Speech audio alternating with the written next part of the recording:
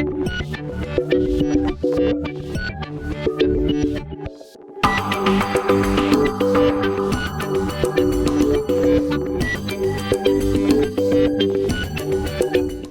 gracias a todas y a todos por estar acá. Yo les voy a presentar brevemente a quienes nos acompañan hoy en la mesa y decir unas palabras muy breves sobre la importancia del tema que van a tratar. Están con nosotros Patricia Lucila González Rodríguez, que es investigadora en el instituto en el que estábamos, de Investigaciones Jurídicas de la UNAM, y se dedica al desarrollo de la línea de investigación titulada El Sistema Acusatorio en México. Es experta en temas de delito, violencia, derechos humanos, género, proceso penal acusatorio desde hace 30 años. Fue jueza penal, fue procuradora general de justicia del estado de Chihuahua por 3 décadas. Es impulsora y pionera del sistema penal acusatorio en México. Ganó el Premio Internacional Mujer Valiente que le otorgó el Departamento de Estado de los Estados Unidos en el año 2008 y estudió Derecho y es doctora en Derecho por la Universidad de Castilla-La Mancha de España. También tenemos con nosotros a Eduardo Guerrero Gutiérrez, que es socio fundador de Landia Consultores. En esa posición ha trabajado en el desarrollo de diagnósticos de seguridad, así como en el diseño de soluciones para reducir la violencia y la incidencia delictiva. Estudió Administración Pública y Ciencia Política a nivel licenciatura, maestría y doctorado en el Colegio de México, la Universidad de Delaware y la Universidad de Chicago. Es miembro de la Junta Directiva del Consejo Mexicano de Asuntos Internacional, COMEXI. Fue asesor en la Oficina de la Presidencia de la República y el CISEN y desempeñó puestos directivos en la Sedesol, el INAI, el INE y la Comisión Nacional de Seguridad. Es editorialista del diario El Financiero y colabora regularmente en la revista Nexos y en el Foro TV. Su trabajo de investigación en materia de violencia y crimen organizado ha sido difundido por el New York Times, el Economist, el Wall Street Journal, El País, entre otros medios internacionales. Por último, tenemos a Raúl Guillermo Benítez Manó, investigador en el Centro de Investigadores sobre América del Norte, CISAN, de la UNAM. Sus escritos se centran en teoría de conflictos y negociaciones de paz, geopolítica y seguridad nacional de México y seguridad en América del Norte. Ha participado en diversos grupos de investigación nacionales e internacionales relacionados con temas de seguridad en América Latina. Estudió Sociología, Economía y Política Internacionales, doctor en Estudios Latinoamericanos por la UNAM. Entre sus últimas publicaciones están el Atlas de Seguridad y la Defensa de México, ediciones 2009, 12 y 16. Bien, como las semblanzas de los ponentes indican, y el título de la mesa también, pues vamos a trabajar el tema de la seguridad y de las fuerzas militares en México. Yo creo que una de las preguntas fundamentales que quizá motiva la mesa, como el evento en general, es si estamos ante una coyuntura crítica en esta materia. Es decir, si el cambio de gobierno ofrece oportunidades suficientes para repensar el tema de seguridad en su conjunto, tanto la posición que ocupan las fuerzas militares y los otros miembros de la fuerza pública en las instituciones del Estado y en la relación con el presidente, como las oportunidades que se abren en materia de lo que muchos están llamando en México justicia transicional, es decir, qué hacer con las pasadas violaciones a los derechos humanos y cómo contemplar a los miembros de la seguridad en ese contexto. Les doy la palabra. ¿Quieres comenzar? Vale. Bueno, entonces, ¿les parece 20 minutos cada uno? ¿Está bien?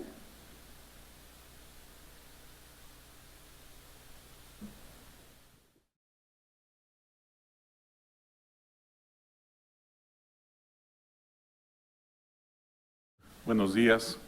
Pues quizás convenga, siendo yo el que inicia la discusión en la mesa, importante ponerle contexto a la mesa y después reflexionar sobre los temas específicos de ella.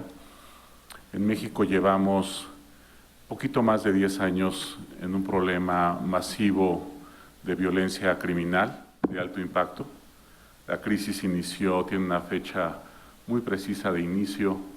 El problema comenzó en mayo de 2008. Ese mes inició un aceleramiento abrupto de las tasas de homicidio en México. Pasamos de tener 8 homicidios por cada 100,000 habitantes en 2008 a tener 24 en 2011.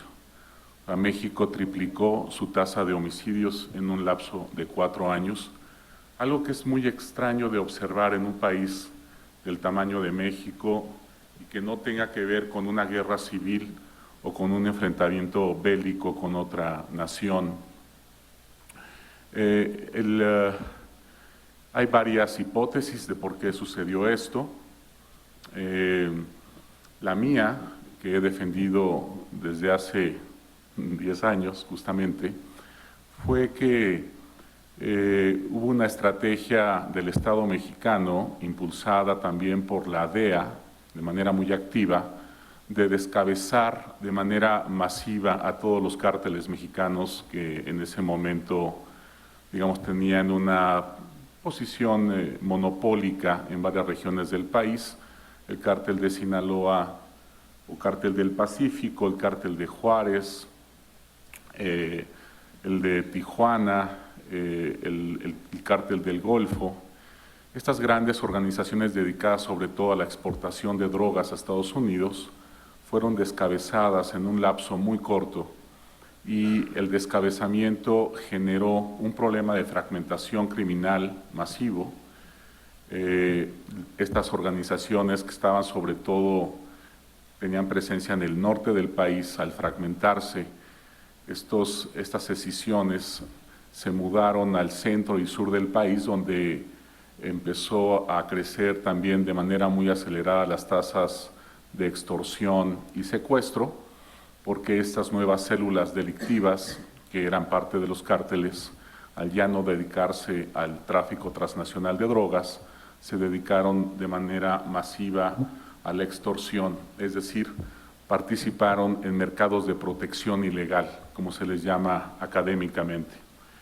Un mercado de protección ilegal se genera en zonas de alta violencia y caos, y dada la ausencia de autoridades, es decir, de policías estatales y municipales, entonces los grupos criminales se erigen en los protectores de establecimientos a pie de calle, establecimientos mercantiles a pie de calle, o domicilios particulares, cobrando una cuota por esa protección. Y entonces ahí esto empieza a suceder de manera masiva en 2010, cuando hay una deserción masiva de los mandos medios de los cárteles, y se generaliza en amplias franjas territoriales del país, norte y centro en ese momento, sobre todo, el pago de cuota, la extorsión presencial. La extorsión presencial, a su vez, genera un problema masivo de secuestro. El secuestro es una modalidad de extorsión, y después también en diversas zonas del país se generan otros negocios criminales. El que tiene ahorita el mayor auge es la extracción ilegal de combustible, que afecta por igual a estados del centro como Guanajuato, Puebla e Hidalgo, y del norte como Tamaulipas, Nuevo León o Coahuila. Entonces, dada, digamos, esta estrategia, la decisión de los cárteles y la ausencia, y esto es algo fundamental para entender esto, la ausencia de capacidad institucional policial en el país, se da entrada masiva también al Ejército, a la Marina y a la Fuerza Aérea, en mucho menor medida, pero también participa, para recobrar, digamos, el control de territorios a lo largo del país. La entrada, obviamente, de las fuerzas militares ante la incapacidad de los civiles de generar cuerpos policiales capaces, también genera problemas, porque el Ejército está entrenado para confrontar y eliminar al enemigo, no está entrenado para hacer detenciones y para hacer investigación criminal como lo están las policías y los ministerios públicos. Pero dada, digamos, el problema de debilidad institucional que traemos, entonces el Ejército entra y comete también una serie de abusos a los derechos humanos. Quizás el más importante en esta breve historia de 10 años es los que se cometieron en Veracruz, en el gobierno, sobre todo los primeros 3 años del gobierno de Javier Duarte. Ahí la Marina de México se comprometió en un lapso muy breve de sacar a los Zetas del Estado. Nos pidió que no hubiera un operativo conjunto, que ellos tuvieran el mando sin el ejército, y de manera encubierta la Marina confrontó a una serie de, no solamente policías municipales ligados al crimen organizado, sino, digamos, población civil ligada indirectamente con el crimen, sobre todo parejas sentimentales de sicarios y jóvenes adolescentes que fungían como vigilantes de las organizaciones criminales que desaparecieron de manera masiva en varios municipios de Veracruz. Nomás para que estén enterados, en las semanas pasadas vino un recuento de las fosas clandestinas que se han encontrado en Veracruz, que ascienden alrededor de 3,000. Donde hay cuerpos, cadáveres innumerables de gente que murió, digamos, entre 2010, 2014, con esta confrontación de los marinos con los Zetas. El ejército mexicano, las Fuerzas Armadas, cuando entraron a la guerra lo hicieron de manera un tanto inconforme, porque no tenía su presencia un sustento legal.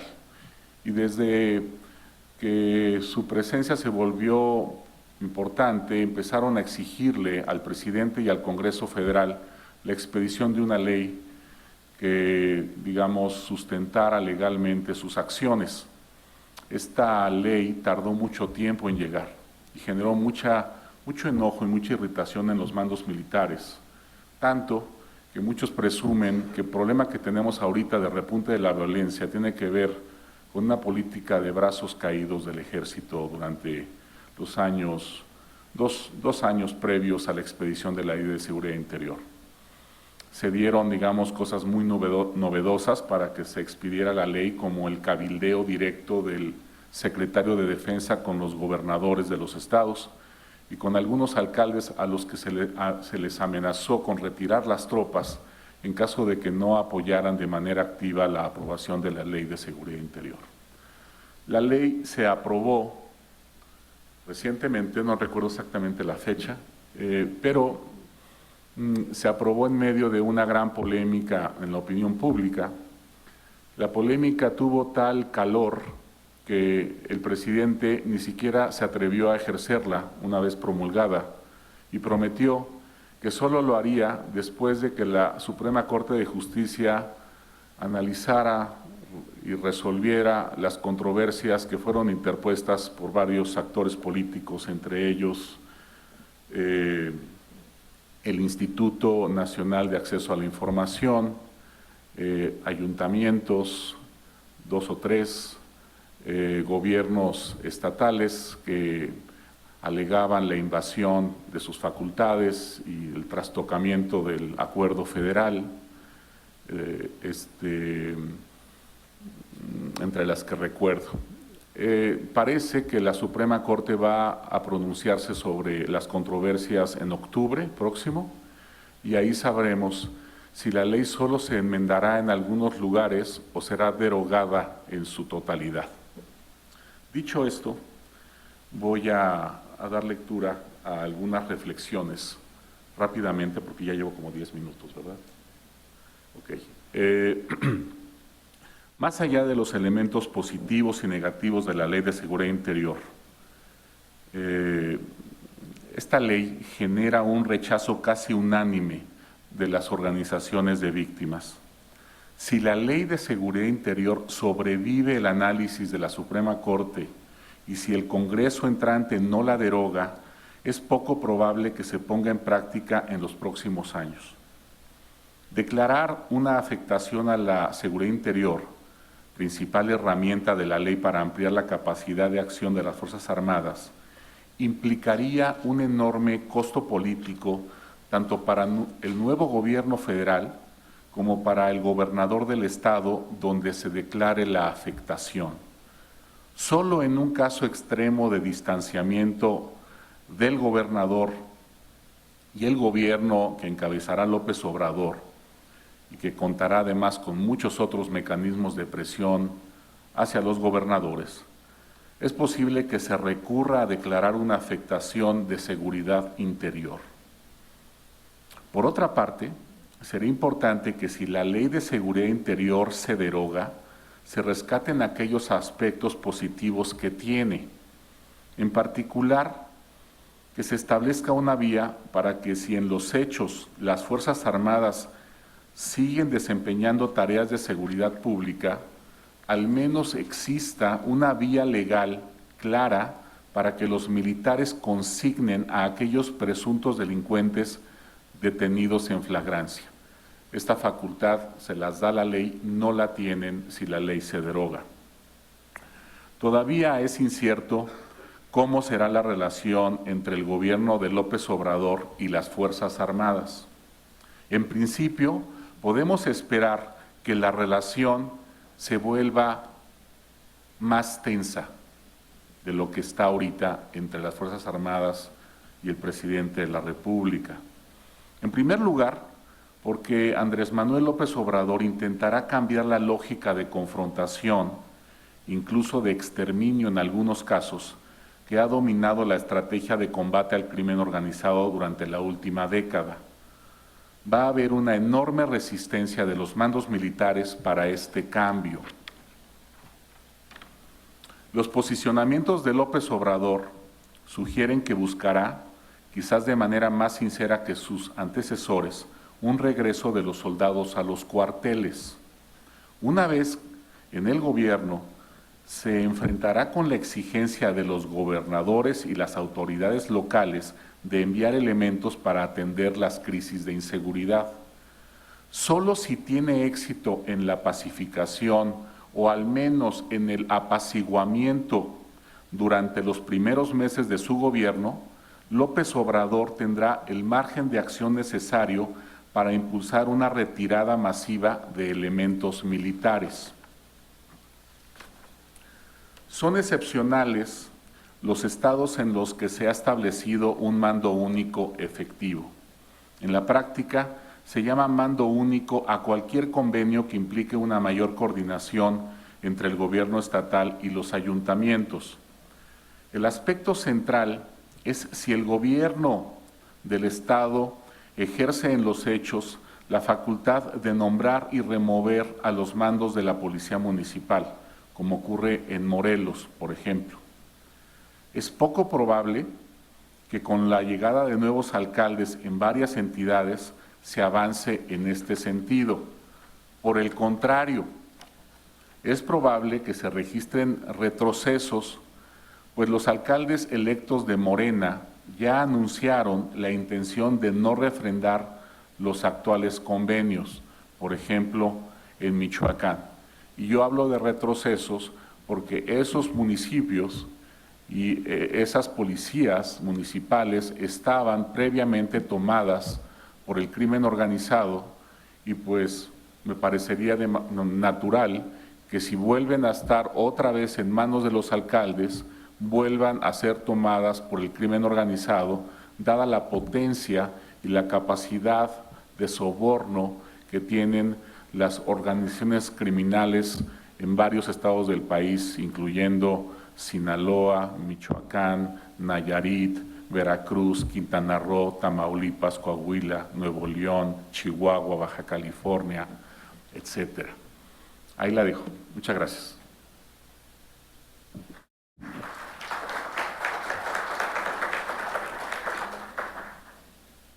Buenos días, tengan todos ustedes bienvenidos a esta su casa. Le doy las gracias a la doctora Marván y a Fabiola por haberme invitado a participar en este foro tan interesante relacionado con la seguridad.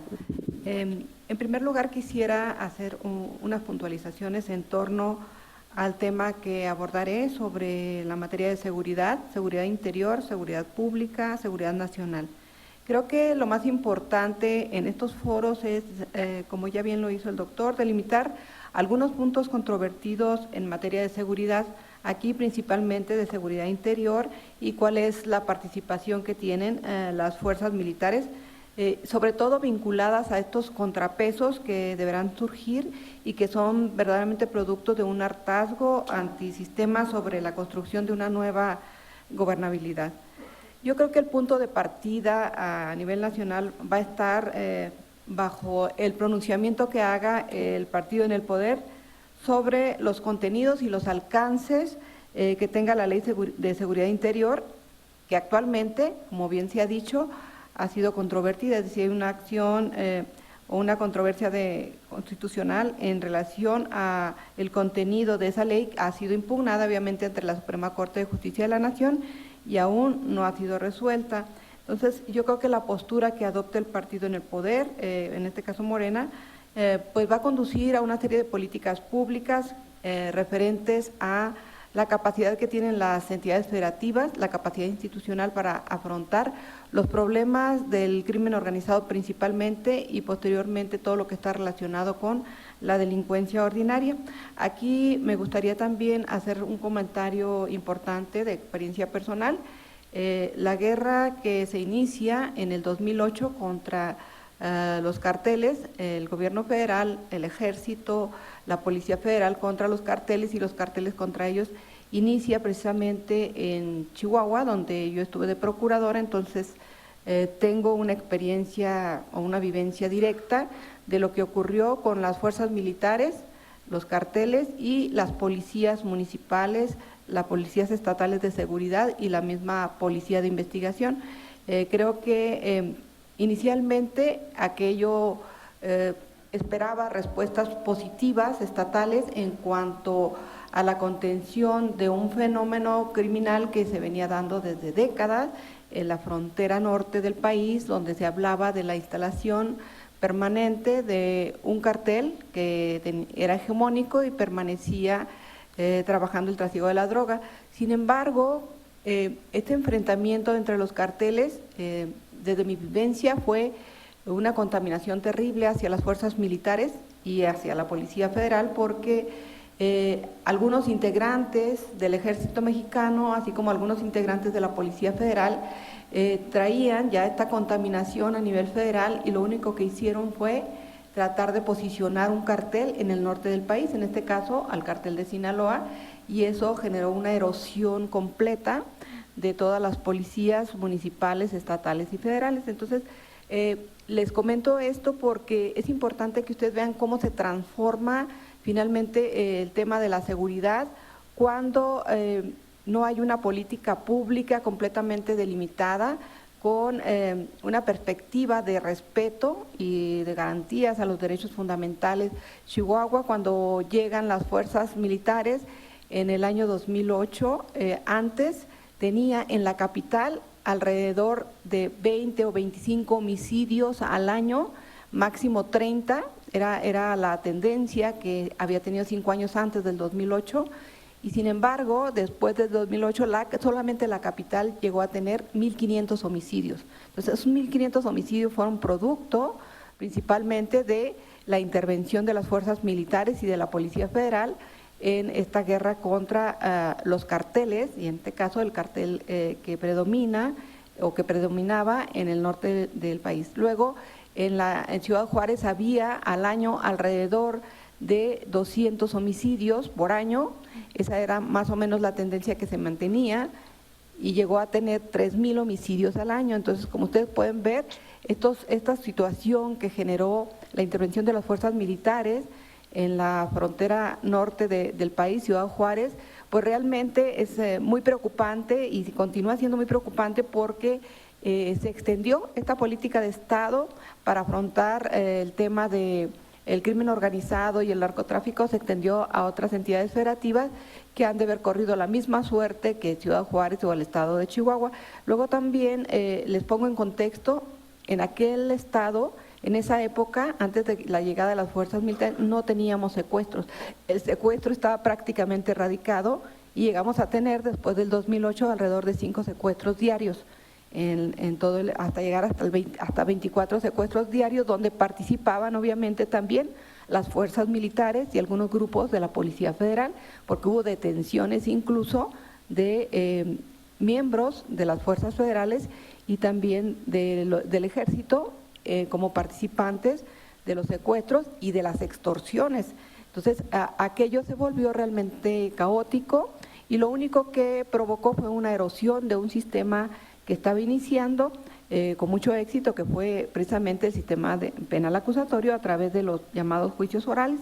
Entonces, yo sí soy una convencida de que es importante la retirada de las fuerzas militares, la retirada gradual y masiva de las fuerzas militares a los cuarteles para que realicen otro tipo de actividades que de acuerdo con la Constitución pues tienen encomendadas, pero también quiero mencionar que estoy convencida que el mando único en este país no va a funcionar porque hay una fragmentación completa de la autoridad, hay una fragmentación de la información y finalmente el mando único lo que hace es contener un poco la violencia que se da en las entidades federativas, pero no organiza ni sistematiza la información y mucho menos las acciones que deben de estar dirigidas a combatir determinado tipo de violencias y sobre todo de delincuencia, de crimen organizado frente a la delincuencia ordinaria.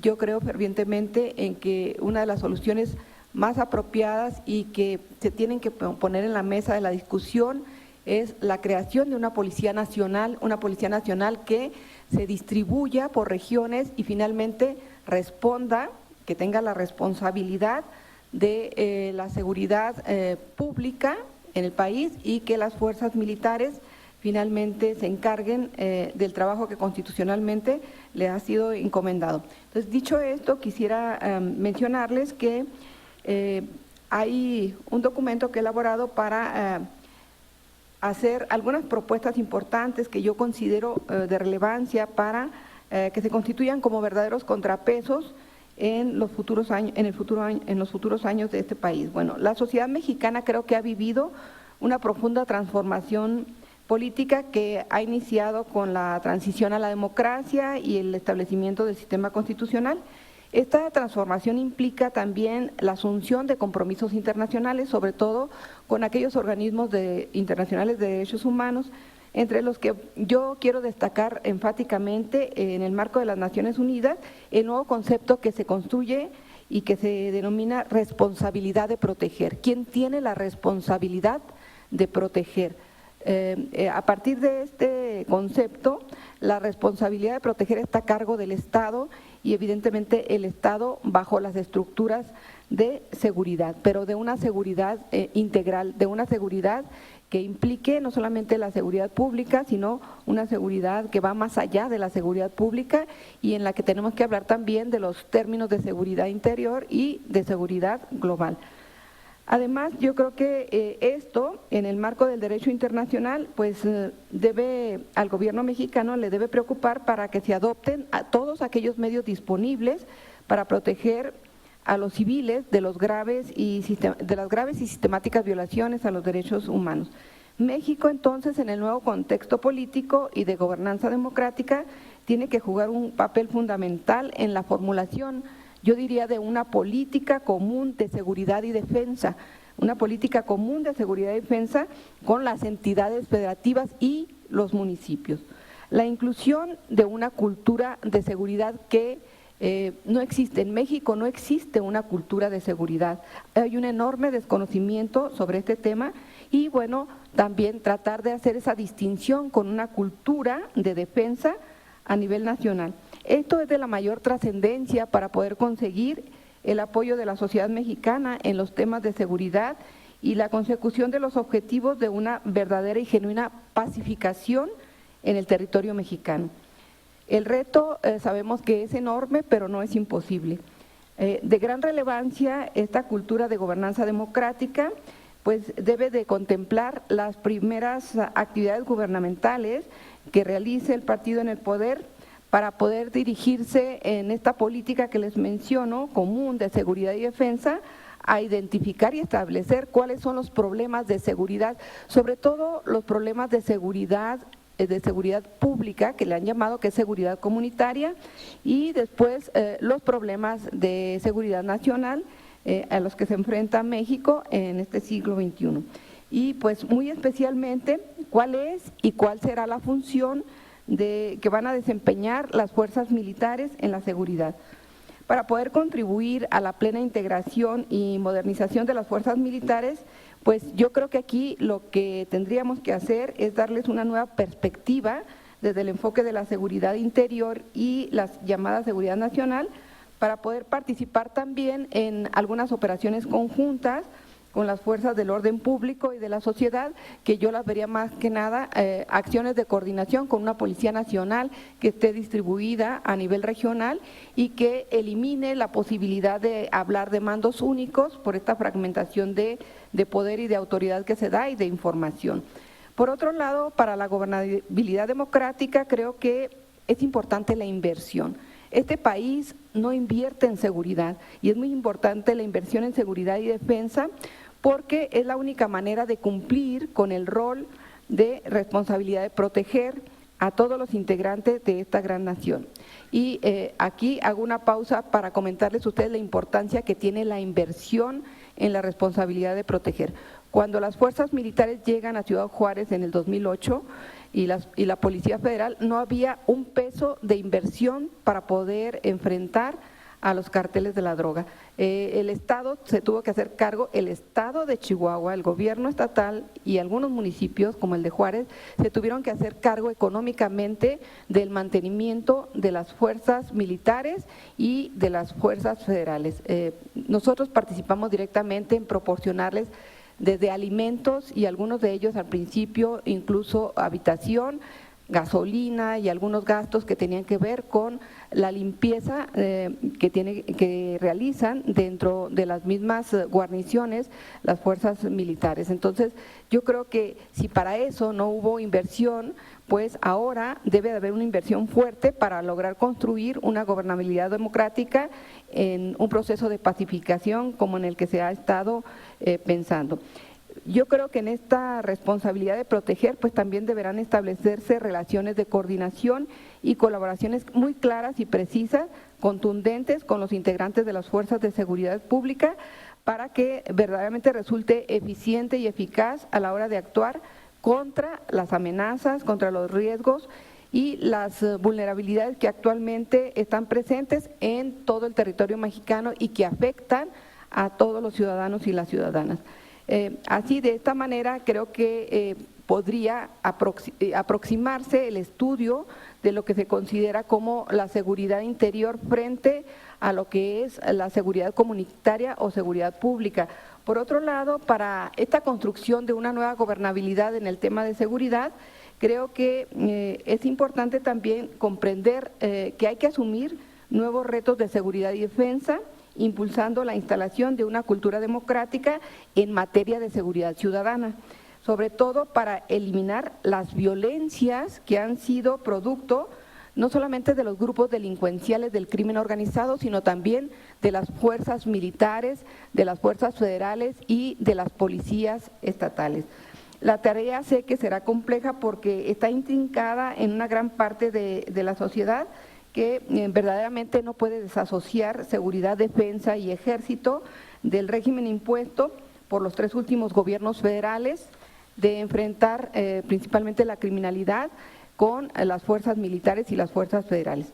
Entonces, yo creo que una nueva era se abre a México para su gobernabilidad democrática.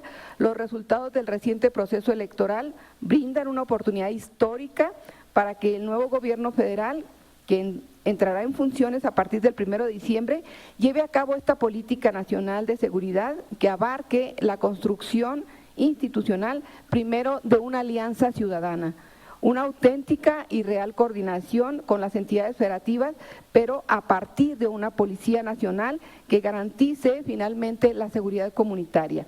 Un desafío y una ejecución de mecanismos adecuados y democráticos para consolidar el cambio hacia la paz y la seguridad ciudadana e instalar esta cultura de seguridad y defensa que involucre el estudio profundo de los temas de seguridad interior y seguridad nacional.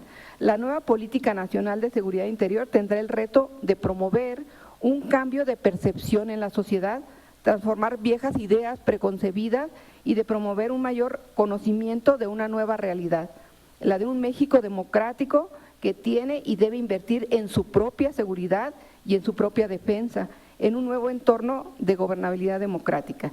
Entonces, para la pacificación del país se requiere una nueva política de Estado en materia de seguridad ciudadana. La presencia de las Fuerzas Armadas en distintos territorios del país en la lucha contra grupos delincuenciales ha determinado precisamente esta percepción negativa respecto a la defensa y también respecto al papel que tiene la defensa o las fuerzas militares en el país. Es importante evaluar el trabajo que han realizado las fuerzas militares en el combate a la delincuencia ordinaria y al crimen organizado. No hay ningún tipo de evaluación confiable que arroje si realmente fueron o no exitosos en este combate. Basta con abrir a veces algunos medios, algunos periódicos o revistas y leer artículos aislados que hablan sobre lo negativo que realmente resultó el haber introducido a las fuerzas militares en la seguridad. Por esa razón creo que debemos de instalar finalmente un proceso claro y contundente de seguimiento y evaluación de todo lo que se produjo desde hace 12 años en que intervienen las fuerzas militares en los temas de seguridad comunitaria o seguridad pública. Por esa razón, si instalamos la idea del pacifismo, también tenemos que hablar de tolerancia y antimilitarismo para poder hacer de nuestro país una nación líder en la construcción de una nueva cultura o de la instalación de una cultura de seguridad y una cultura de la defensa. El nuevo gobierno tiene el gran desafío entonces de promover e instalar estos mecanismos para que la sociedad mexicana muestre mayor interés por la seguridad y una mayor comprensión de la labor que tienen las fuerzas militares. Para ello es indispensable e imprescindible una mayor inversión en seguridad y defensa. Desde el nivel educativo hasta el nivel comunitario se debe de instalar principalmente un programa que opine y que hable sobre la formación que deben tener las juventudes, los adolescentes, los niños en torno a la seguridad y a la defensa. Una política activa llevada a cabo por las instituciones armadas a través de sus propios miembros con el objetivo de difundir y comunicar mejor su labor para cambiar y dar una imagen moderna y real a la sociedad mexicana. Ya para cerrar, quisiera comentarles que dentro de estos contrapesos está principalmente el contrapeso de la educación, de una política educativa que incida en una apuesta por la educación en temas de seguridad y defensa, que sería lo más apropiado, y como les mencionaba ahorita, desde el nivel primaria hasta la universidad, cuyos contenidos nos enseñen y fomenten una clara visión sobre qué es y qué supone la seguridad en las sociedades democráticas de nuestro país y el papel de las fuerzas militares y la defensa. Un plan de estudios que incorpore materias específicas para crear una conciencia de seguridad, de una seguridad integral, de una seguridad global y una conciencia de defensa. Es la única forma que creo en la que podremos avanzar con pasos firmes en el tema de seguridad. Además, creo que resulta imprescindible una política de rendición de cuentas de las fuerzas militares hacia los ciudadanos sobre sus intervenciones en respaldo a las tareas de seguridad pública en algunas entidades federativas y en su caso la asunción de un compromiso con la sociedad para sancionar la actuación ilícita de algunos de los integrantes de las fuerzas militares y de las fuerzas federales y estatales. En nuestro país, como en otras latitudes del mundo, la pacificación también requiere de rendición de cuentas a víctimas de asesinatos y desaparecidos, y esto en un proceso inédito de la justicia restaurativa. Gracias.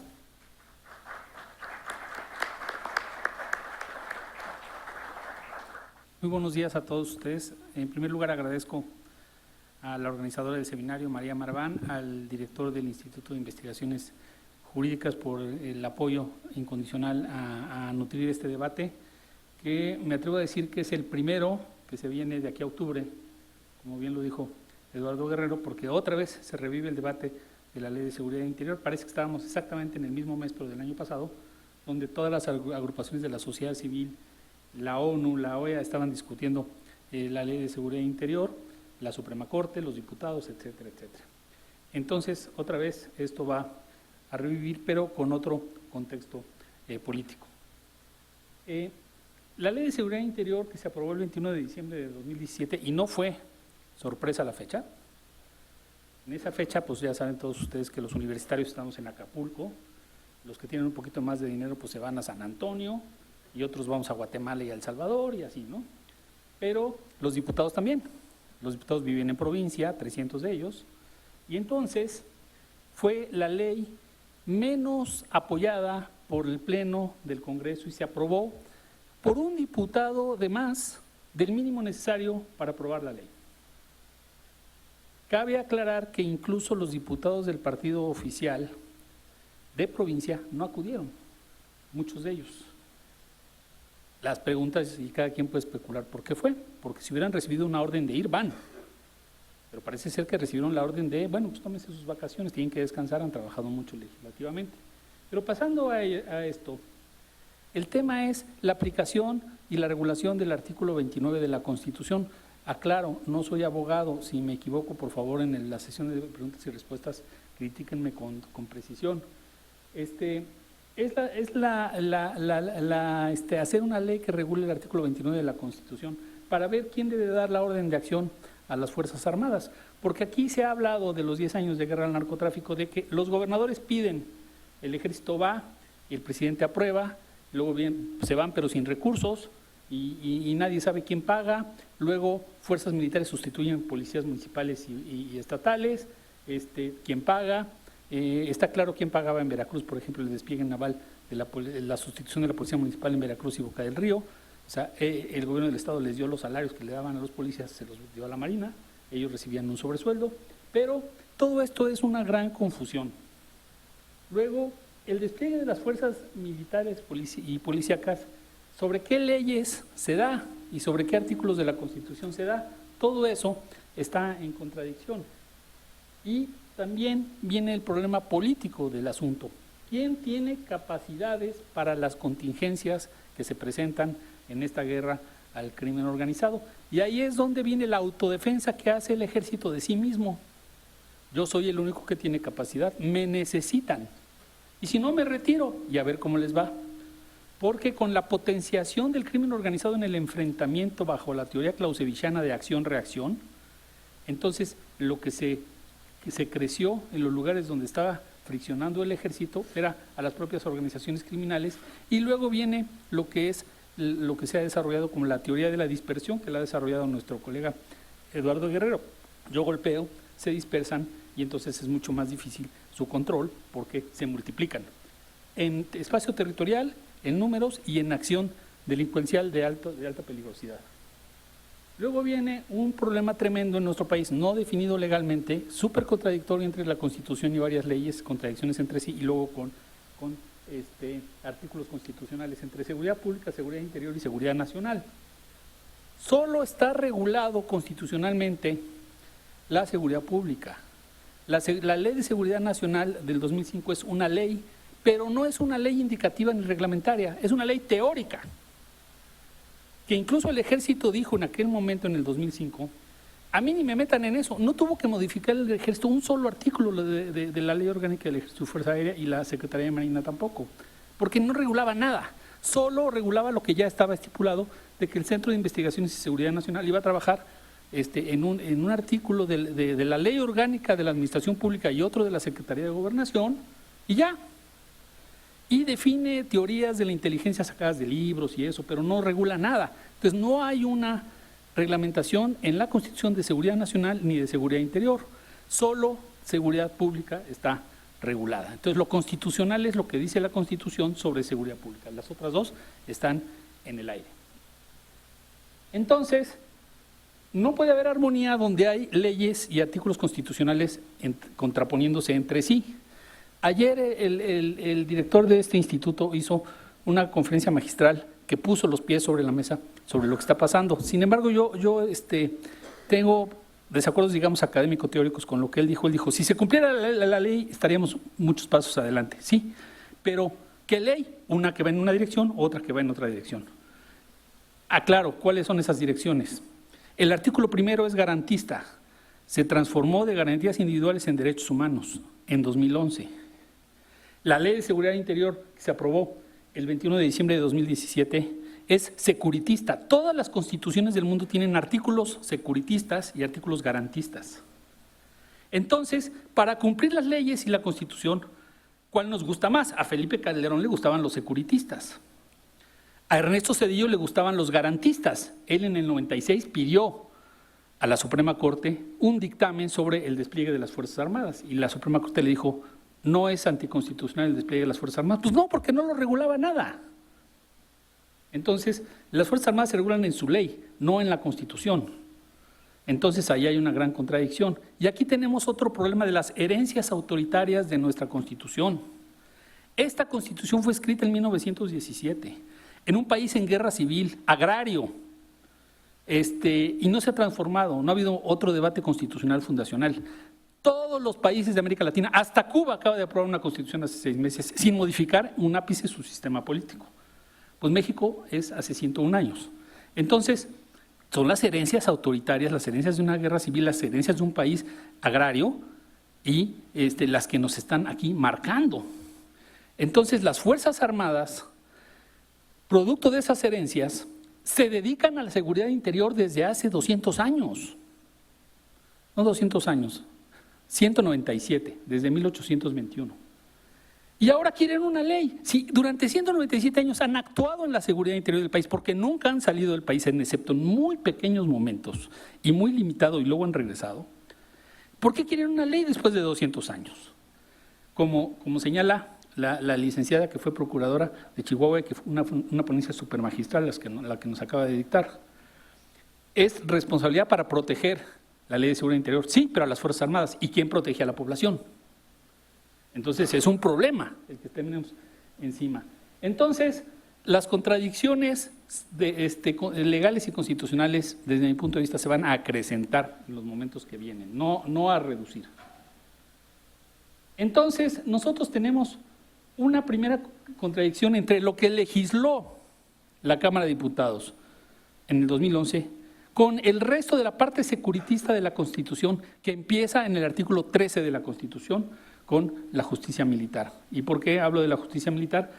Después voy a hacer un pequeño comentario sobre la aplicación de la justicia militar en un caso concreto, el escándalo más grave de derechos humanos que involucra directamente a las Fuerzas Armadas, que fue el caso de Tlataya, donde hubo 3 dictámenes de distintos órganos de justicia y 2 dictámenes de la Comisión Nacional de Derechos Humanos, un dictamen hecho con un presidente de la Comisión Nacional de Derechos Humanos, justificando plenamente la acción del Ejército, y un segundo dictamen con el otro presidente de los Derechos Humanos que cambió, criticando y siendo mucho más objetivo en lo que había sucedido. Entonces, ¿a quién le hacemos caso? ¿Al dictamen de la Procuraduría de Justicia del Estado de México, donde dijo que no había habido ejecuciones sumarias y que había sido un combate, o al dictamen de la Comisión de Derechos Humanos, el dictamen número 2, donde dice que hubo un combate y hubo ejecuciones sumarias? Pues no sabemos a quién le hacemos caso.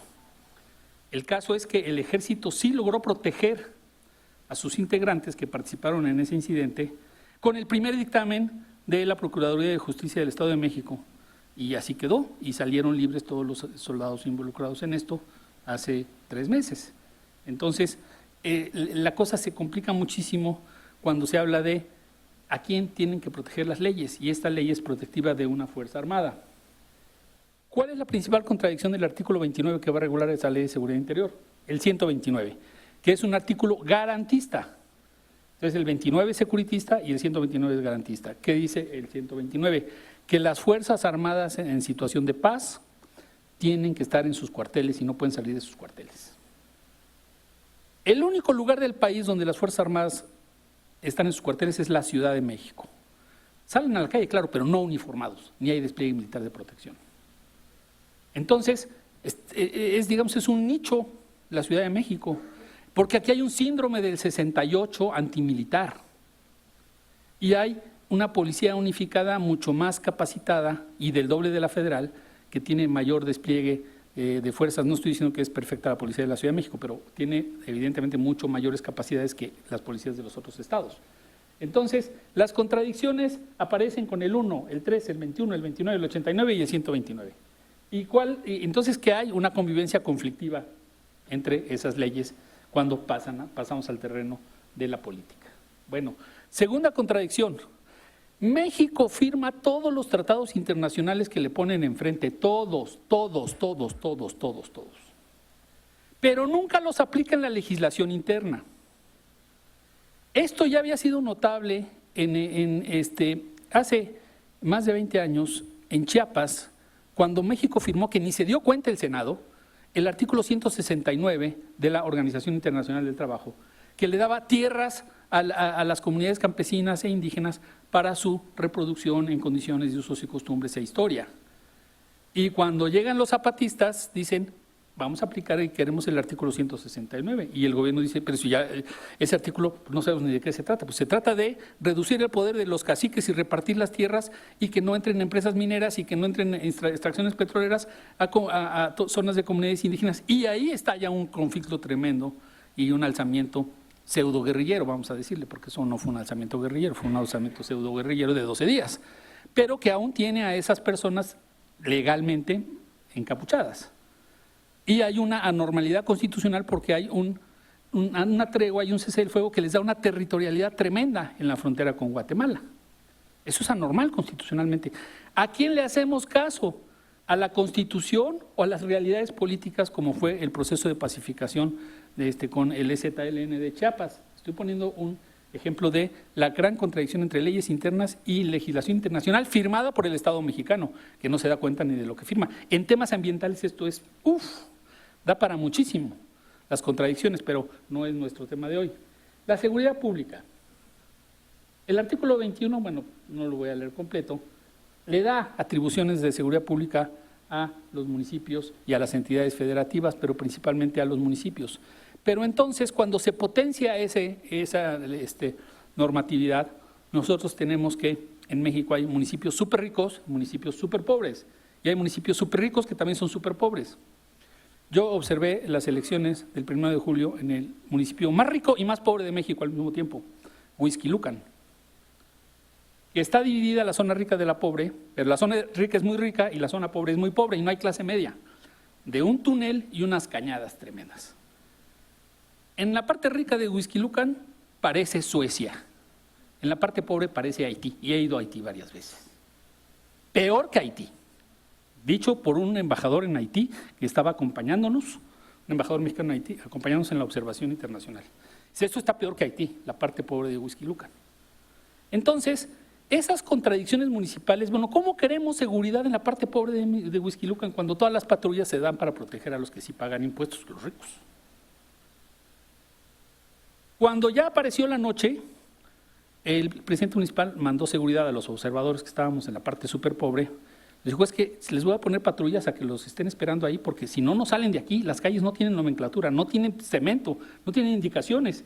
Tienen que salir acompañados de nosotros o no salen. Yo no quiero un incidente con la prensa ni con observadores internacionales. Bueno, esas contradicciones municipales, las patrullas, ¿de dónde las trajeron? De la parte rica, porque en la parte pobre no hay patrullas.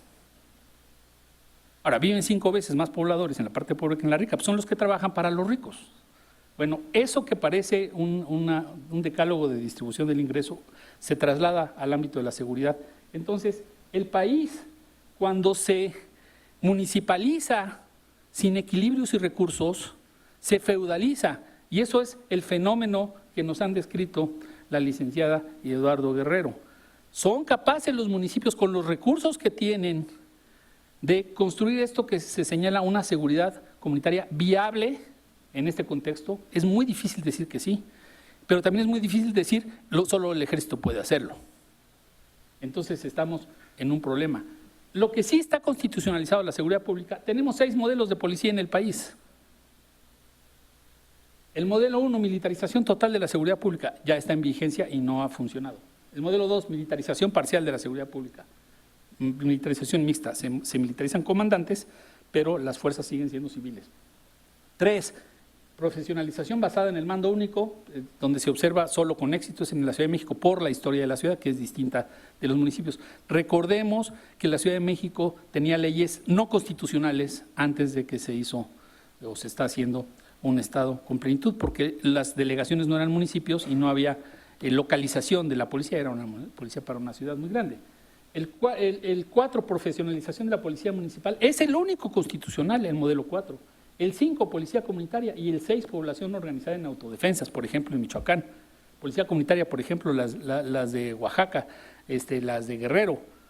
Esas 2 últimas son anticonstitucionales, pero bien que perviven, y en el caso oaxaqueño son súper exitosas para garantizar la seguridad en los poblados ante la presencia del crimen. Simplemente cierran las carreteras y ahí no entra nadie en la noche. En Michoacán hay un pueblo así, todavía alzado desde hace 10 años, Terán. ahí no hay homicidios, ahí no pasa nada, pero impiden la entrada de todo el mundo, desde el ejército hasta un ciudadano común y corriente que quiere ir a pasear y a tomar una quesadilla al mercado. No entra. Se feudalizan, se cierran, hacen sus castillos feudales, solo falta la muralla para garantizar la seguridad ante los peligros que hay al exterior de esa muralla. Pero eso es anticonstitucional. Entonces estamos en unas tensiones legales tremendas que yo no sé cómo las va a resolver el próximo gobierno. No tengo ni siquiera idea de qué proponer, porque no soy abogado además. La Suprema Corte desde el 96 está discutiendo los problemas que lleva este tema de la militarización de la seguridad pública con sus dictámenes. En el 96 el gobierno decretó a la Ley Federal contra la Delincuencia Organizada, que dice que 3 o más personas organizadas de forma sistemática para cometer crímenes, ya son crímenes organizados de alto impacto. Entonces el gobernador de Veracruz, en vez de darle perdones como el que le dio ayer la PGR o antier, pues con esa ley, pues son como 100 o 200 o 300 contadores del estado de Veracruz involucrados en tremendos crímenes presupuestales, vamos a llamarle así, pero son graves. Para continuar, en 2.454 municipios, el despliegue de las fuerzas federales es muy complicado hacerlo con las fuerzas que hay. La historia de que se iba a cambiar la estrategia militar ya la habíamos escuchado en el 2012-2013 con la Gendarmería.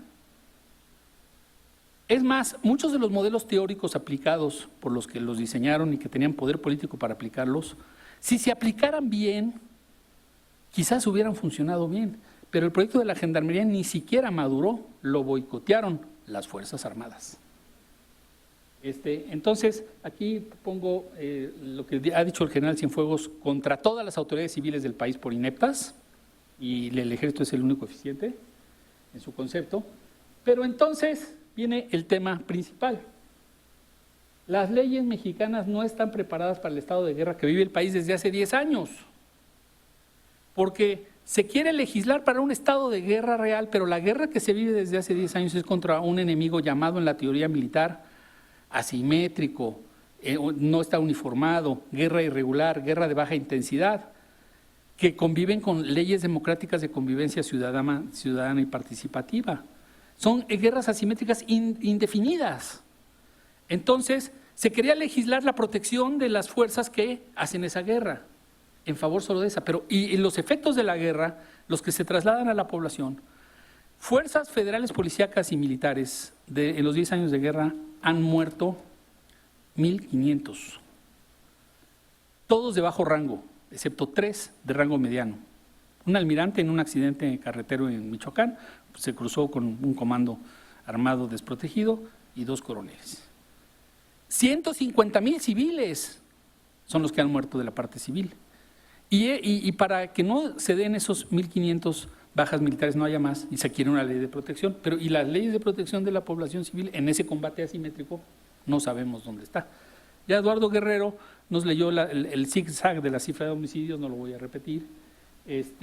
Aquí viene el principal problema, y por eso no soy abogado, pero soy politólogo, las contradicciones entre lo legal y lo político. Hace 30 años apareció una extraña teoría de la democratización de México, impulsada por algunos teóricos políticos sólidos que dijeron: hay que democratizar México por la vía de la apertura política y por la vía de la descentralización. Entonces, ¿qué pasó con esa segunda hipótesis, la vía de la descentralización? Darle poder a los municipios. La Secretaría de Gobernación hace 30 años contrató a los mejores politólogos del país y del extranjero para la descentralización. Mal aplicada en un país con alta corrupción, en un país con alta centralización fiscal, lo que sucedió fue la feudalización, no la modernización democrática, económica, política y social de los municipios. Y cuando aparecen las organizaciones criminales aprovechan ese estado de feudalización y se implantan en los municipios, porque los municipios no están preparados para contener organizaciones criminales. Entonces, para concluir, lo que quiero señalar es lo siguiente: la democratización del país es limitada e incompleta, pero ha permitido cambios políticos sin otra guerra civil. Entonces eso ya es muy importante. Eso es lo que señaló ayer el director de ese instituto con mucha clarividencia. O sea, al permitir el régimen político electoral cambios sin violencia, estamos del otro lado. Sí, pero ese es un paso mínimo necesario, pero no es suficiente por todos los problemas que tenemos aquí. La globalización nos trajo lo peor de ella, el crimen organizado y el narcotráfico. Algo de lo mejor también, inversiones extranjeras, etcétera, etcétera. Pero el problema es que el crimen organizado y el narcotráfico, el Estado emprendió una guerra para combatirlo, con instituciones incapaces para combatirlo, en su entrenamiento, en su doctrina, etcétera. Entonces, la Policía Federal ni siquiera es menor de edad todavía, acaba de cumplir 19 años, nació en 1999 y durante los 7 primeros años del 99 al 2006 estuvo como el tambor de hojalata, como enana. Luego creció exponencialmente, luego se detuvo otra vez en el año 2012. Entonces estamos hablando de instituciones así con mucha inestabilidad y ciclos. Entonces el problema es que el narcotráfico sí erosiona la democracia realmente existente en México, pero no hemos encontrado una estrategia para que haya eficiencia. Estamos ante un esquema clausewitziano, guerra al narcotráfico, guerra total, y un esquema kantiano, paz perpetua a través de las leyes. No sabemos quién va a ganar en esa guerra. Hasta la fecha están tratando de que sea Clausewitz el que gane con la Ley de Seguridad Interior, no lo sabemos. Con esto termino, solo quiero acotar una cosa constitucional. En nuestra Constitución, la democracia está muy limitada. El Congreso no delibera en este país. Las Fuerzas Armadas no deliberan en este país. La reforma administrativo-gubernamental que se propone es solo para la parte policíaca, pero ayer se reunió el presidente electo con el secretario de la Defensa Nacional y le dijo: no voy a tocar la organización de las Fuerzas Armadas. Y las Fuerzas Armadas en México tienen muchísimos fueros no democráticos, no propios de una sociedad democrática ni de un sistema político democrático. Y si esa Ley de Seguridad Interior sigue vigente, ese es un fuero más. Entonces, iría contracorriente de lo que teóricamente o discursivamente se desea con el cambio de gobierno. Muchas gracias.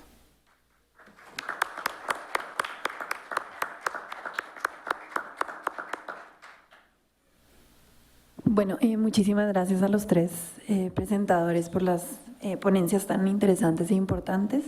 Tenemos 2 preguntas del público y yo quiero abusar de mi carácter de moderadora para hacer un par de preguntas más.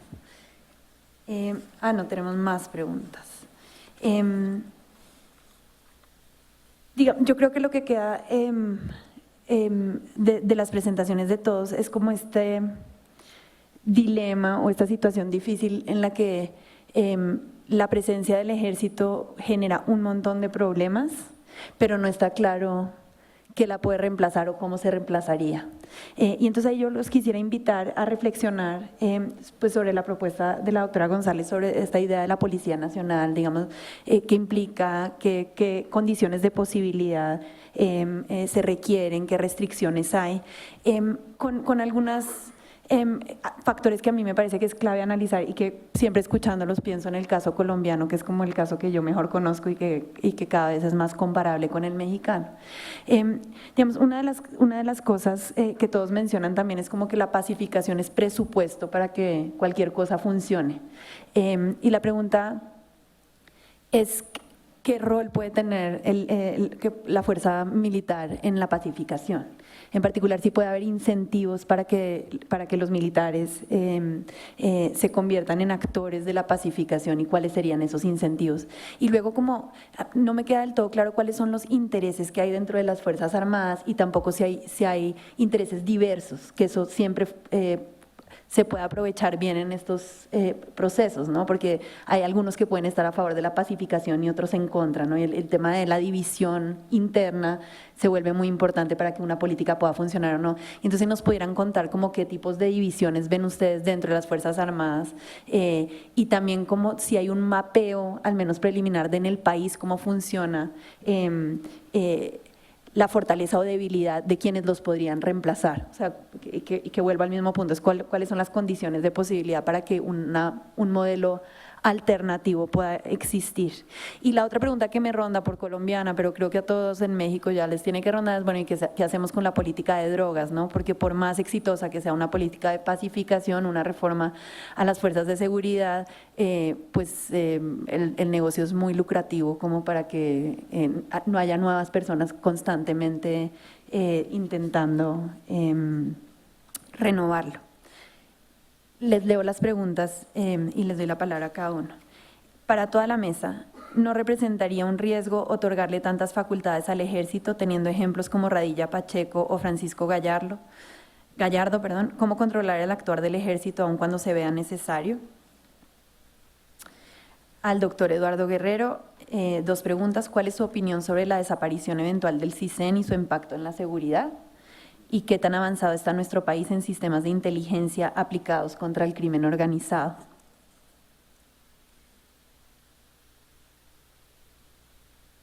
Al doctor Raúl Benítez, ¿qué es seguridad nacional desde su análisis y a qué se refiere la seguridad interior?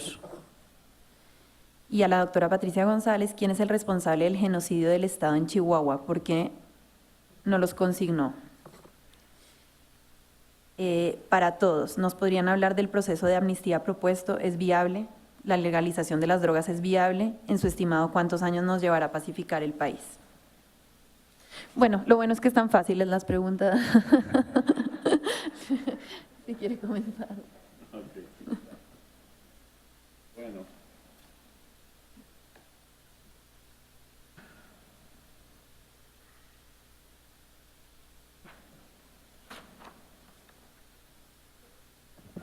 Primero, me gustaría comentar algunas cosas que dijo la doctora González.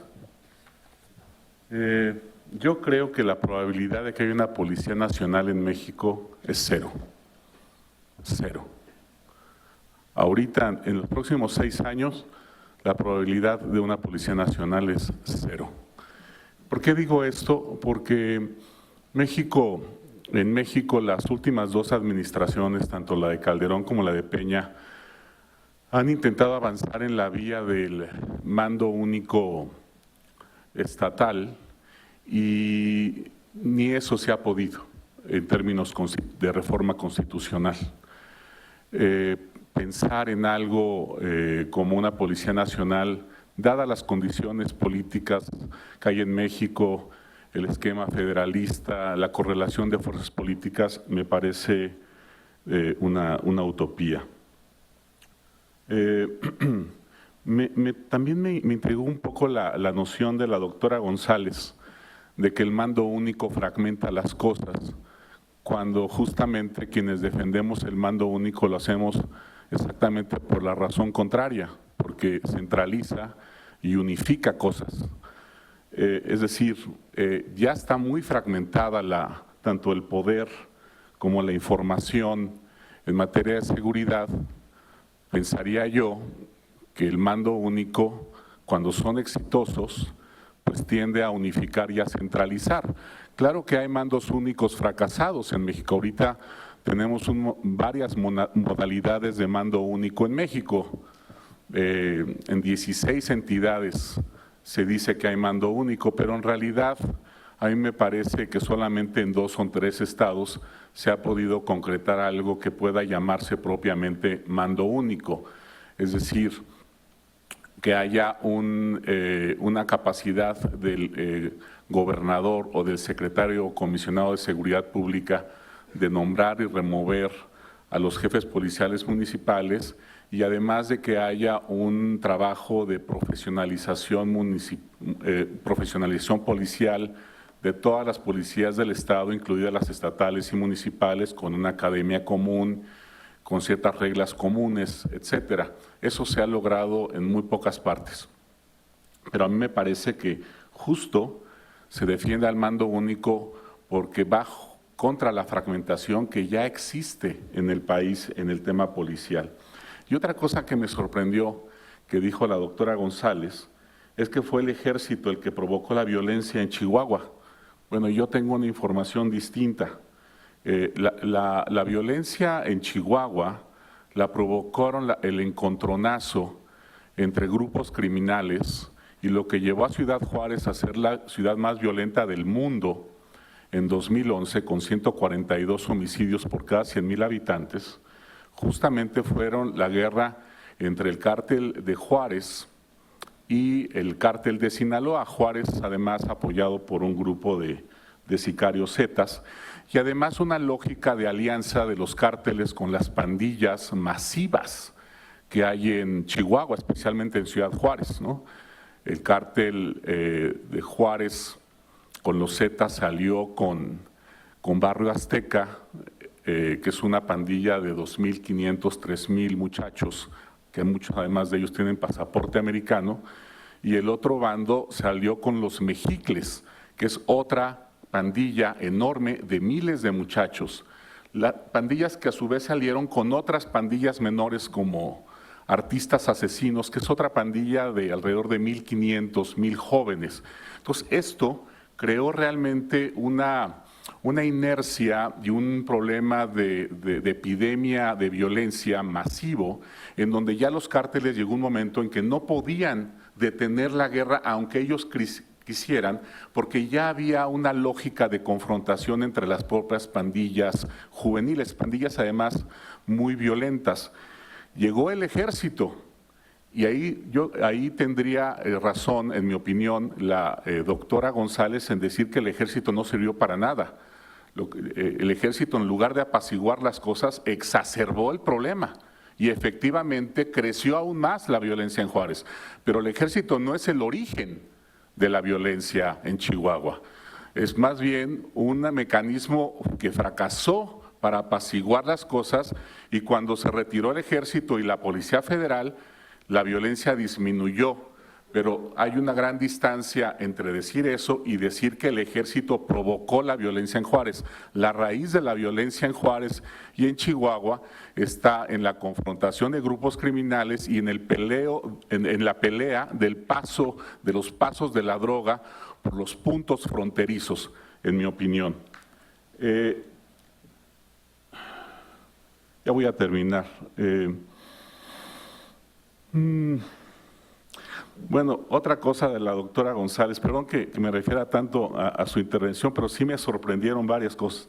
Decir, por ejemplo, que solamente avanzaremos en la pacificación con educación y con rendición de cuentas, híjole, pues a mí me parece, muy difícil que esa sea la vía para pacificar el país, sinceramente.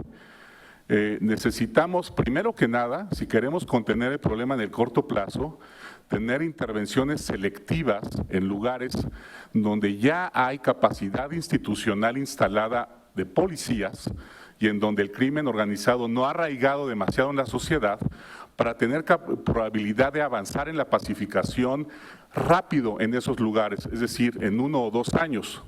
En lugares donde hay un gran arraigo criminal en la sociedad, como en Guerrero, por ejemplo, o en el propio Juárez, ahí necesitamos, además de capacidad policial, programas sociales de carácter preventivo que un poco eviten el reclutamiento masivo de jóvenes por el crimen organizado. Entonces, el tema de la educación y de la rendición de cuentas, sin duda son elementos que contribuirían a que las cosas mejoraran, pero ponerlos como ejes para la pacificación del país, pues yo creo que los efectos serán de muy largo plazo, y yo no esperaría efectos en la educación y en la rendición de cuentas. Quizás en un par de décadas podría haber un impacto de estas variables en la pacificación. Finalmente, hablaba María Paula del tema de los… creo que ya contesté algunas cosas que preguntaste. Mencionaste que si el ejército un poquito estaba dividido a su interior. El ejército mexicano es tremendamente hermético. Y es tan hermético que en la Ley de Seguridad Interior aparece una cláusula en donde se reserva de manera automática toda la información generada por sus intervenciones, etcétera, cosa completamente absurda, y que fue muy importante que se interpusiera ahí la controversia para evitar una cosa tan absurda como esa. La verdad es que sabemos muy poco de la vida interior del ejército mexicano, y abordar ese tema para temas de pacificación ahorita no se puede porque carecemos de información, ¿no? Desaparición del CISEN. El CISEN no desaparece, el CISEN cambia de nombre, se va a llamar ahora algo así como Agencia Nacional de Inteligencia, y se va a eliminar un área del CISEN que se dedica de manera sistemática al espionaje político, que es un tanto lo que aborrece y López Obrador, el presidente electo del CISEN, que hacen un trabajo muy duro en espionaje político, y él mismo ha sido víctima de ese espionaje. Me acuerdo que durante el sexenio de Vicente Fox hubo incidentes en donde estaban espiando a López Obrador y desde ahí le agarró fobia al CISEN y a su área de espionaje político, y eso muy probablemente sí desaparezca del CISEN y el cambio de nombre, pero pues, obviamente el Estado mexicano necesita a una agencia de inteligencia civil, y lo que hay ahorita más bien es un forcejeo entre Olga Sánchez y Alfonso Durazo para ver quién se queda con el CISEN. Amnistía me parece que es una buena idea, fue un mensaje sin duda muy exitoso en términos de rentabilidad electoral durante la campaña, y me parece que tiene una buena lógica en términos de evitar que muchachos que no tienen una vocación criminal, pero que han sido obligados a participar en tareas como de transportistas, de choferes, de vigilantes del crimen organizado, pues sean excarcelados. Si esa es la idea, me parece que es algo correcto, pero todavía también es muy incipiente y muy vaga la idea de amnistía, no la ha aterrizado el equipo de López Obrador. Muchas gracias. Bueno, solamente para hacer algunas puntualizaciones en torno a los comentarios del señor Eduardo Guerrero. Él mismo dice, sabemos muy poco del ejército, los mexicanos y las mexicanas. Yo sé bastante del ejército porque estuve trabajando directamente con ellos y porque lo viví en carne propia. Yo le puedo decir a usted que cuando llega el ejército y las fuerzas federales a Ciudad Juárez, las estadísticas son precisas, son claras, no había una erosión sobre la seguridad. Chihuahua tenía, si mucho, 20, 25 homicidios, a llegar a un grado de tener 1,500 en un año, 2 años. Efectivamente hubo un enfrentamiento entre los carteles de la droga, que son el cartel de Juárez y el cartel de Sinaloa, pero ese enfrentamiento posteriormente por datos y información que nosotros procesamos se dio porque la DEA, como usted bien lo mencionó, la DEA se intromete en los asuntos de seguridad mexicanos y convencen a Felipe Calderón de enfrentar finalmente, junto con el ejército, de enfrentar a los carteles de la droga y hacen que ese enfrentamiento se dé en Ciudad Juárez principalmente, pero el propio ejército lo promueve. Yo se lo digo por experiencia. Es cierto, las pandillas tomaron partido, tanto los mexicles como los aztecas, los artistas asesinos, por uno y otro cartel, pero eso fue un reacomodo de fuerzas que también el ejército dirigió. O sea, yo sé bastante del ejército, tengo información confidencial, tengo información importante, que bueno, pues en el futuro se irá trabajando poco a poco, pero también tengo información relacionada con esta violencia que desataron las fuerzas militares en mi estado y que hasta la fecha no ha cesado en otros lugares. Tengo la información sobre las cientos, miles de víctimas de personas que murieron, sus familiares, víctimas de la violencia que el ejército imprimió en ciertas colonias y barrios de Ciudad Juárez, de los desaparecidos. A mí personalmente me tocó finalmente arrebatar de las fuerzas militares personas que iban a ser ejecutadas.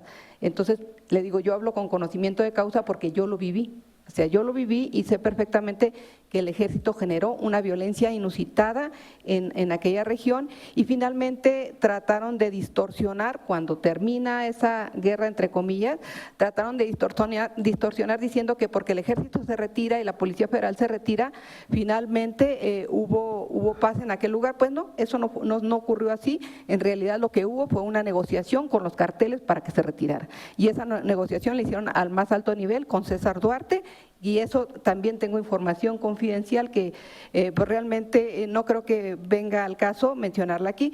Y otra cuestión de los mandos únicos, yo le digo por qué no estoy de acuerdo con el mando único estatal, porque cuando yo ingresé a la Procuraduría había un mando único estatal y el mando único estatal implica la responsabilidad de proteger a una persona, y esa responsabilidad de una persona con una relación jerárquica directa con los gobernadores hace que el primer director o jefe de la policía finalmente realice negociaciones con la delincuencia organizada y de ahí hacia abajo toda la capa se contamina. Yo creo que más en una Policía Nacional que otorgue responsabilidad para proteger a distintos directivos, para poder gestionar la policía con distintos directivos por regiones.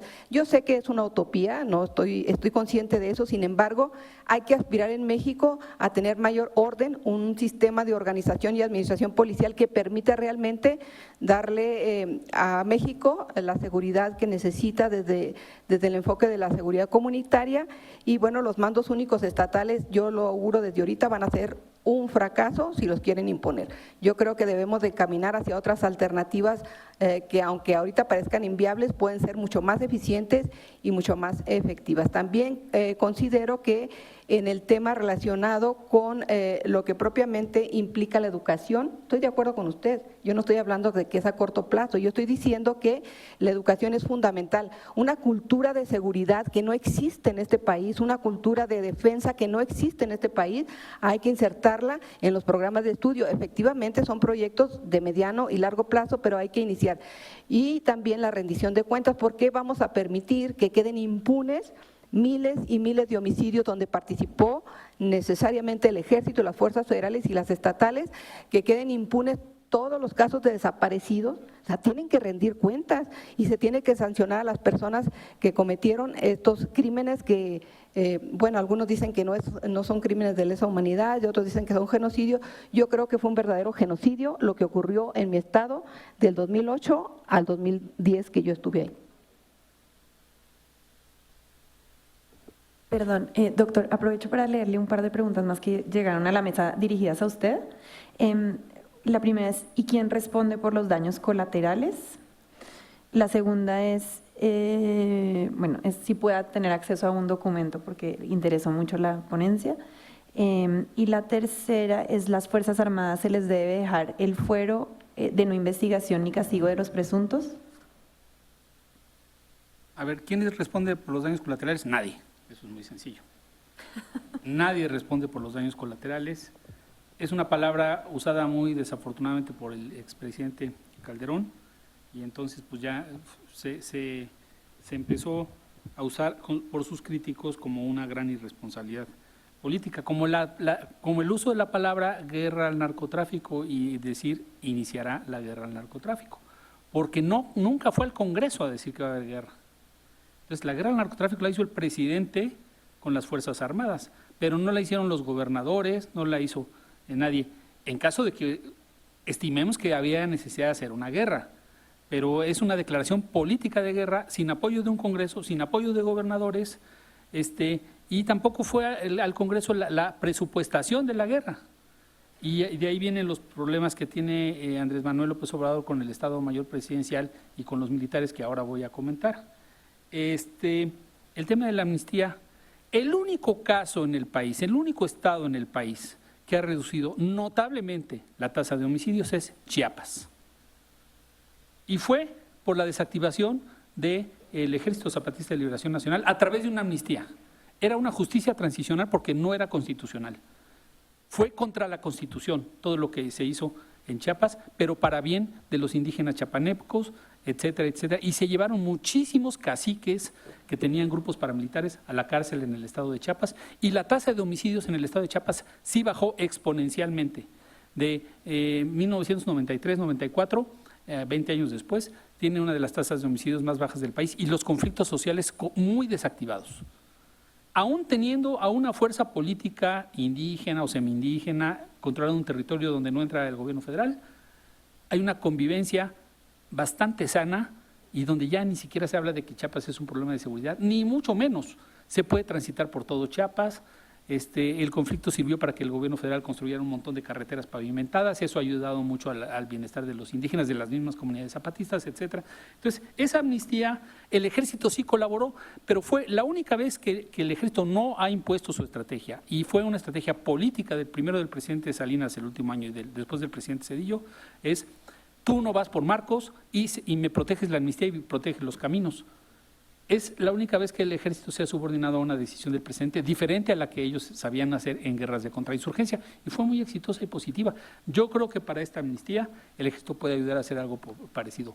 Proteger la desmovilización de agricultores que cultivan narcóticos, marihuana, amapola, etcétera, que no los criminales no los hostiguen, porque eso va a ser una realidad. Yo le puedo dar amnistía a un campesino que cultiva amapola y darle granos para que cultive frijol o maíz, pero y se van a quedar contentos las mafias criminales del estado de Guerrero, pues yo lo dudo.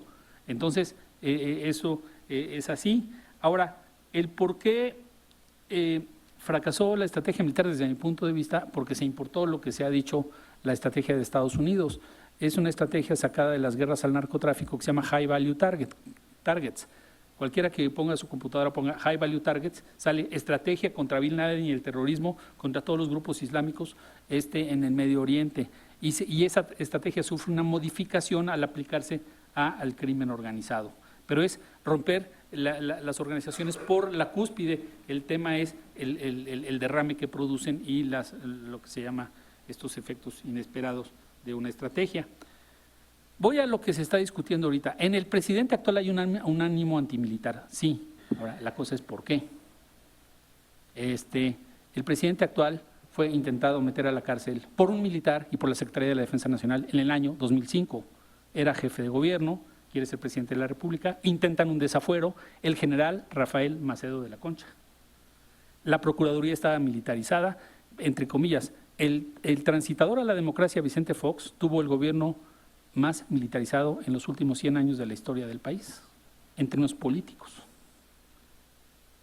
Tenía 3 secretarios de Estado militares y un cuarto que funcionaba como secretario de Estado, que es el jefe del Estado Mayor Presidencial, que tiene rango de ministro, salarialmente, en la posición del gabinete, etcétera, etcétera. Eso es pues muy ilógico en una democracia. Entonces, ¿por qué el presidente electo está enojado con los militares? Lo intentaron meter a la cárcel en el año 2005. ¿Y por qué no quiere el Estado Mayor Presidencial? Porque no quiere que los militares se enteren de toda la vida cotidiana de él y de sus ministros. Porque eso es lo que hace el Estado Mayor Presidencial, tener la seguridad presidencial, pero no solo física, sino también las comunicaciones presidenciales. Entonces, él no los quiere así. Entonces, es el primer presidente antimilitar en muchos años en la historia de México. Entonces, los militares evidentemente están algo preocupados porque tienen un presidente antimilitar que les ha dicho muchas cosas. Entonces dicen, híjole, nos va a golpear. Y además quiere hacer una amnistía, entonces ya no vamos a ser útiles, ya no va a haber guerra al narcotráfico, entonces ya qué utilidad tenemos en el sistema político. Y además, si no tenemos ninguna misión externa de defensa, pues entonces somos disfuncionales en el aparato del Estado. Entonces, sí hay un problema que yo creo que se va a resolver de forma negociada. Ayer empezó la negociación, cuando el Twitter del presidente, que reproducen todos los medios de comunicación hoy en la mañana, dice, se va a elegir un militar en activo y honesto, capaz, etcétera, etcétera, etcétera. Quiere decir, no voy a tocar la estructura organizacional de la defensa en México. Van a seguir 2 ministros militares en el activo y esa parte no la toco. Voy a tocar solo la policía. Eso era así, es así desde Vicente Fox. Y el tema de la fiscalía está pendiente con el jaloneo que hay del fiscal. Ayer lo que dijo el director del instituto, dijo, sin fiscales y sin sistema de justicia trabajando bien, no hay transición a la democracia que camine bien, y mucho menos sistema de seguridad. Entonces, pues nada más vemos cómo trabajan lo que hoy son fiscales, pero no es fiscal, es procurador, liberando criminales o dándoles puertas abiertas para que salgan caminando tremendos criminales, como si robar 1.800 millones de pesos del erario de un Estado no sea un crimen organizado. Entonces, hay una cosa buena que dijo el presidente en sus negociaciones con Estados Unidos, el presidente electo. Vamos a perseguir el lavado de dinero. La guerra al narcotráfico está mal definida, no es guerra al narcotráfico. Los narcotraficantes no quieren ser narcotraficantes porque les guste consumir cocaína. Sus jefes ni siquiera la consumen porque tienen que conducir empresas criminales. Hay que perseguir el dinero, ellos quieren dinero, quieren ser multimillonarios por la vía fácil e ilegal. Entonces, es guerra al dinero fácil e ilegal lo que hay que declarar. El narcotráfico, ellos no quieren tener la droga en sus manos. O sea, la droga entra de Colombia, la que es cocaína, o sale de Guerrero, la que es heroína, y se quieren despachar rápido para que les dé dinero y quieren mandarla a la frontera lo más rápido posible. Y las bandas criminales de jóvenes que se instauraron en Ciudad Juárez, uno de los temas polémicos que apareció en esta mesa, era principalmente que se incorporaran esas bandas jóvenes no pauperizados ni sin trabajo ni nada, de clase media con pasaporte y coche para meter la droga a Estados Unidos rápido, legalmente, caminando con coche. no por las montañas, en un burro al lado de un ilegal, eso es un cuento chino. La droga la meten los que tienen pasaporte y coche de Estados Unidos y la meten en bultitos de 1 kilo, de 2 kilos. ¿Por qué? Porque pasan por esa frontera. ¿Cuántos millones de personas al día? 1 millón de personas cruzan la frontera de allá para ir y regresar, y regresar, y regresar. Los de migración de Estados Unidos, a los que van en auto ya ni les registran las huellas. Entonces, pues por ahí pasa la droga. Entonces, en síntesis, a mí no me queda claro lo que quiere el presidente electo en el tema de la amnistía y la pacificación. Los foros han sido un fracaso hasta la fecha, a lo mejor recuperan vida y cobran cuerpo. Hay una amnistía exitosa, la de Chiapas, que puede ser muy ejemplificativa para el ejército incluso. El ejército ayudó mucho por órdenes presidenciales a la amnistía chapaneca. En Colombia se están aplicando especies de amnistías territoriales a los lugares donde están siendo recluidos menos de las exguerrillas, etcétera, etcétera. Está el experimento apenas caminando, nadie sabe qué va a pasar. En El Salvador y Guatemala fueron un éxito las amnistías. Sí hay experiencias internacionales latinoamericanizadas. No vamos a ir a buscar amnistías a Camboya ni a Afganistán porque no sabemos ni de lo que estamos hablando allá. Pero sí hay ejemplos. Entonces, lo que sí tenemos es un ejército que ya no va a tener el apoyo incondicional del presidente, sino un ejército que el presidente quiere darle otra dirección. Falta que pueda, pero quiere darle otra dirección y no que haga la guerra al narcotráfico. Falta que también pueda, porque puede pasar lo de Enrique Peña Nieto, dijo que iba a haber una estrategia diferente. Bajaron los homicidios, no sabemos cómo. Dan a entender muchos que es por negociaciones con las organizaciones criminales. Del 2013 al 2016 lo volvieron a subir. No sabemos cómo. Bajaron desde 2011. 2011 desde empezó, pero… semestre de 2011. Claro, porque se empezó a retirar el ejército por las elecciones. Y luego vino el tema de la gendarmería, la no gendarmería, y empezaron a bajar. La cosa es cómo. La doctora nos acaba de decir, el gobernador de Chihuahua parece que pactó con las organizaciones criminales para esa bajada. Claro. Eso es un dato muy positivo, muy importante, porque viene de quien viene, que fue procuradora del Estado. Entonces, si se fue una baja con el pacto con los jefes criminales, pues entonces también a mí no me gustan esas bajas. O sea, yo creo que bajen, pero no con los jefes criminales llenos de dinero pactando. Yo quiero ver en la cárcel como a los criminales que roban el dinero del erario, ¿no? No que los procuradores los anden sacando, porque no es el imperio de la ley lo que está funcionando aquí. Bueno, muchas gracias.